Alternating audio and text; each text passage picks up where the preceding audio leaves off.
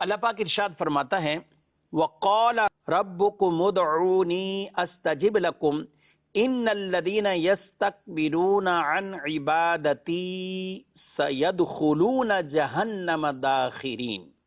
اور تمہارے رب نے فرمایا مجھ سے دعا کرو میں تمہاری دعا قبول کروں گا، بے شک وہ جو میری عبادت سے تکبر کرتے ہیں ان قریب ذلیل ہو کر جہنم میں جائیں گے۔ یاد رکھیں کہ آیات مبارکہ اور احادیث طیبہ میں دعا ترک کرنے پر یہ جہنم میں داخلے اور اللہ کے غضب یعنی غضب الہی کی وعیدیں بیان ہوئی ہیں۔ یہ دعا ترک کرتا ہے، اور علماء کرام نے اس کی تشریح تفسیر یوں بیان بھی فرمائی ہے کہ جو بندہ معاذ اللہ بالکل یوں ہو کہ اللہ سے بے نیاز ہے اور خود ہی سب کچھ اسی کا ہی ہے، جو کچھ اس نے کیا وہ اسی اپنے کمالات کی طرف ان کی نسبت کرتا ہے۔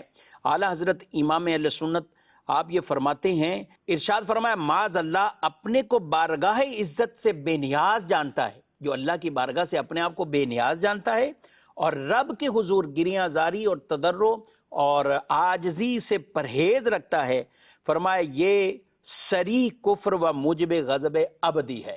یہ شخص جو بالکل اللہ سے اپنے آپ کو بے نیاز سمجھتا ہے، تو یہ کبھی بھی یہ کیفیت یہ نہیں پیدا ہونی چاہیے۔ یہاں تک کہ جو علماء نے یہ بات بیان فرمائی ہے کہ مایوسی کفر ہے۔ یہ کب کفر ہے؟ مایوسی اس وقت کفر ہے کہ جب معاذ اللہ آدمی کا یہ عقیدہ بن جائے کہ اللہ میرے حالات کو نہیں بدل سکتا، معاذ اللہ ثم معاذ اللہ، تو یہ مایوسی تو ایسی ہوتی ہے کہ جو کفر کے اندر انسان کو ڈال دیتی۔ اس لیے کبھی بھی مایوس نہیں ہونا چاہیے اور اللہ کی رحمت سے ہر وقت قوی امیدیں لگا کر رب کی بارگاہ میں دعائیں کرتے رہیں، اللہ کو راضی کرنے والے اعمال بھی کریں۔